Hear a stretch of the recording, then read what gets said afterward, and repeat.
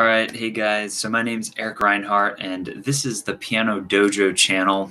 And I've been spending some time answering questions on Quora over the past couple days. And so I want to just go over some of those questions that were asked and potentially link them in answers to certain Quora. So I want to just pull them up and take them and answer them sporadically. And this will be somewhere between 5 and 15 minutes, somewhere around there, depending on how many questions we get.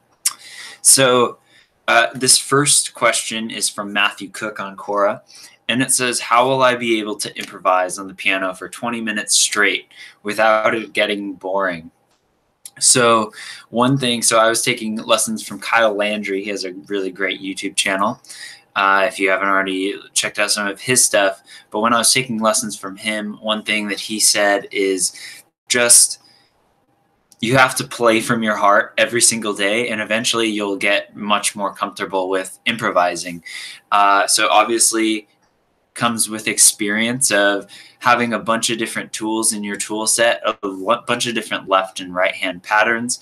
But really what you're aiming to do is you're aiming to be able to just create what people think might be actual songs just right on the fly.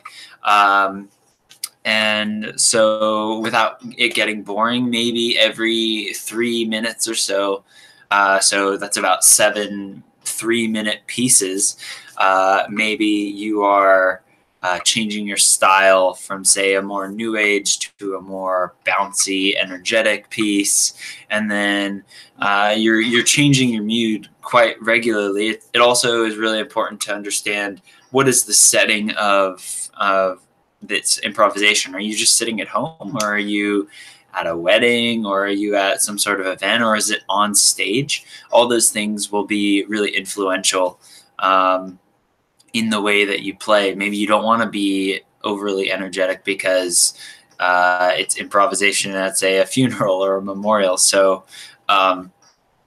just start to explore on the piano. A really good exercise for that is to have just 5 fingers over 5 notes, the bottom fingers on C. So just to start improvisation, because sometimes people have a hard time identifying what to do.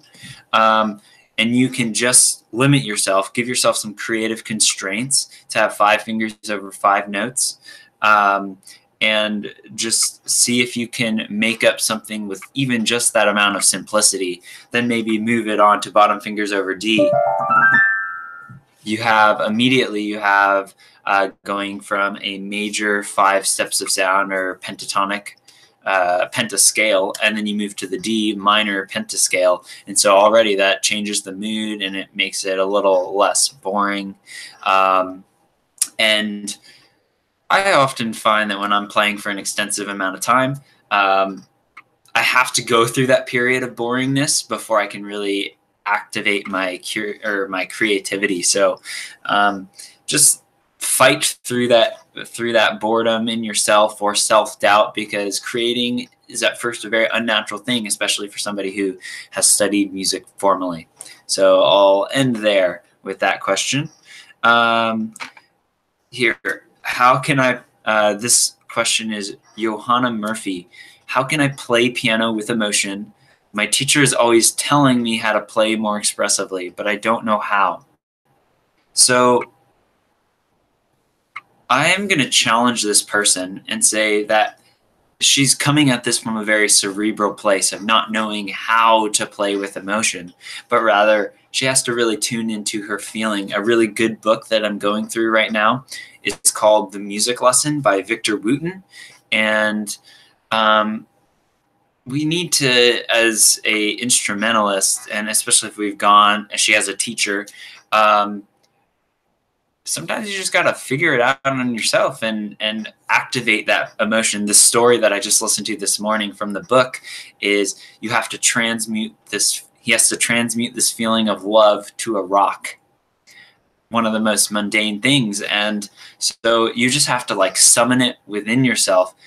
Ask yourself what sort of music inspires you and brings you that emotion, so that it's not like you're forcing the emotion out. It's like you genuinely feel it. Because when an audience member genuinely feels your pull and your love and your love of just the entire piece, that's when true magic can happen and true emotion, and that's when people will like your music rather than forcing yourself to play with emotion. So find music that you really are inspired by, try and play that if you can, and eventually you'll get so used to wearing your heart on your sleeve with this music that you'll play it even when there's a song that maybe you don't necessarily love, but you can recognize the character that the song is trying to convey, because each song has a specific character or personality or mood in the melody. And so you're trying to, it's almost like you're doing some theater or you're acting, you're pretending to summon up this creature that's not coming from within you. You're just tapping into the frequency of the music or the mood that the music is implying. So really it's not even about you. It's about what the composer created, and you're just kind of the vessel to create the music. The music's already there. It's a very new agey way of thinking about it.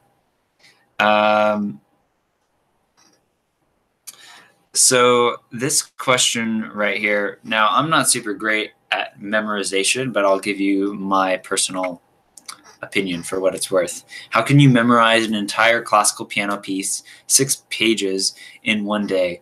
This doesn't include aspects like tempo and dynamics, just memorization. So first off, I want to address the elephant in the room. Why is this person wanting to learn a piece of music in one day? Do they have a performance tomorrow? Are they putting it off, or are they just being impatient? Because you have your entire life to devote to piano and music. So why are you putting this expectation and trying to get something quick rather than getting some quality? I think that understanding that as a starting point is very important. Now, there are memorization tools. Obviously, knowing your circle of fifths and knowing how music works, understanding musical form, sonata form especially, being able to recognize patterns, seeing when there's repetition in music, or like say here in the Bach Minuet in G, this is a pattern. Ba, da, da, da, da, and then it does the same pattern but on a different scale degree.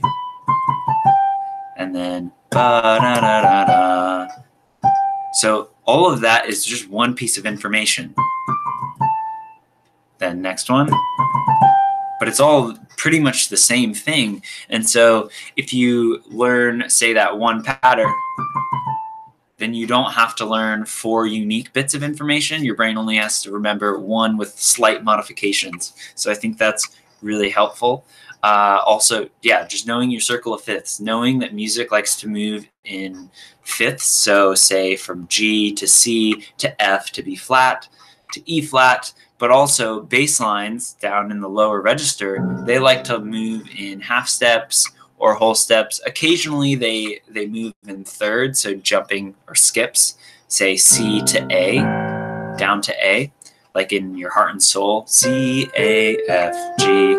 But and you can shortcut that process because if you know your chords really well, then you know, oh yeah, C chord is just C, E, G. You know that this measure mostly will just have C, E, G's, stuff in the chord, maybe some passing tones.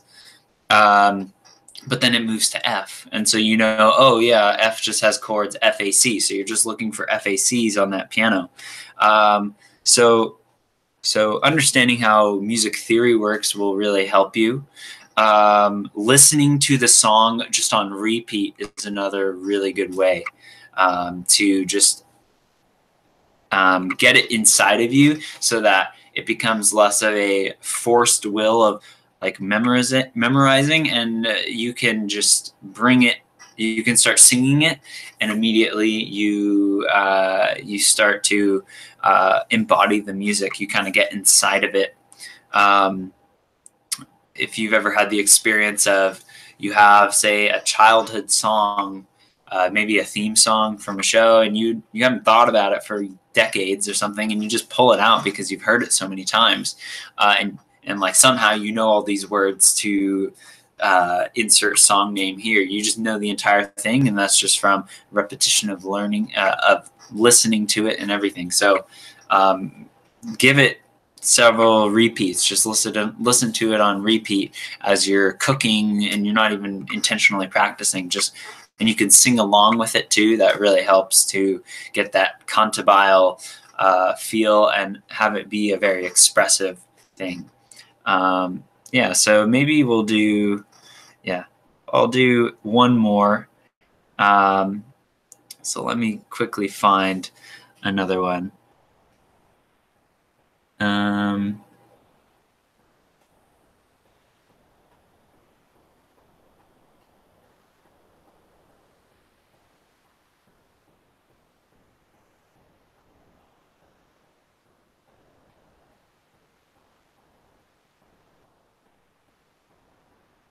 So maybe what we'll do here is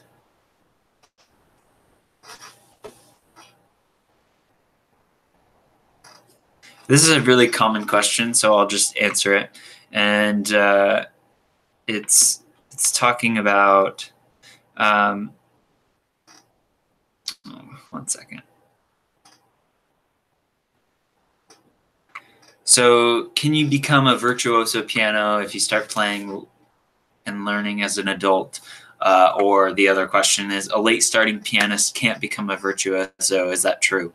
So I would really encourage both of these people asking this question, that if music is as important to them as like how important is music to these people? Are they willing to struggle and work really hard? Because that's what it's going to take. It's going to take a bunch of hours. And so if you're willing to invest your life into it, does it necessarily matter if you are a lang, for example? So, I mean, are you seeking professional recognition and touring and playing on the concert stage? Because you can make a really good living off of music through, say, education. I started after I got my bachelor's in biochemistry, and it's been a struggle for sure, but I wouldn't have it any other way. And you can teach, you can gig, you can do weddings, and that doesn't require you to have to be quote unquote famous. So realize you're going to have to work your butt off, but you can become quite good by just working really hard, and especially having a really good teacher and getting really good technique. There's a bunch of the technical things that you don't want to develop bad habits. So obviously a child's going to have an advantage over you. They're shaping their hand and their hand development and their motor skills at a very early age, and so it's deeply ingrained, those motions. So when they grow up, they are able to just rely on muscle memory really efficiently, whereas adult brains aren't as efficient, say. But there's still a lot of growth that you can have. We already know from neuroscience that the brain is neuroplastic. So the brain is continually changing as you're aging. So as long as you're feeding it new information constantly and you're challenging yourself and you're also just living a normal, healthy life, your brain's going to continue to be neuroplastic. Exercise to maximize brain-derived neurotropic factor, BDNF, from the book Spark, or taking DHA, ice baths, saunas, all that stuff will help your brain kind of develop. Now,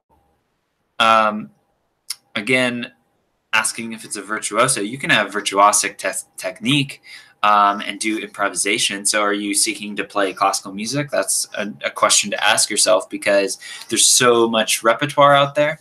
And so obviously a child is going to have a better memorization and ability to take in new information really rapidly. but they might not necessarily at their age be able to play with the emotion that an adult could learning that same song. So really it comes into question of why you're doing what you're doing. Also, there's a lot of competitions as a kid, and you can gain, obviously it's really awesome when a cute 5-year-old is playing a pretty hard song, but when the grotesque looking 20-year-old plays it, it's like, who the hell cares? There's a lot of marketing that goes into it, and being at the right place at the right time, winning the competitions, and competitions are really oriented towards children and seeking out the newest up and coming talent. So I say if you love piano, then you will figure out a way to make it happen. Again, my name is Eric Reinhardt, and we're going to wrap up here. This is the Piano Dojo, a place. I am your sensei. Should get my gong in here to do it. But I'm developing a basics piano course specifically designed for the individual who has always wanted to seek out some piano, learn how to play it, just maybe have a basic understanding. So I'm in the process of developing that free course. So there's links in the description to the website. I haven't uploaded anything quite yet. I haven't filmed it yet, but I would love to start to seek out your guys' problems and create a course around your guys' difficulties, your struggles, how to overcome these difficulties. So hope this was helpful, and have a great day. Bye-bye.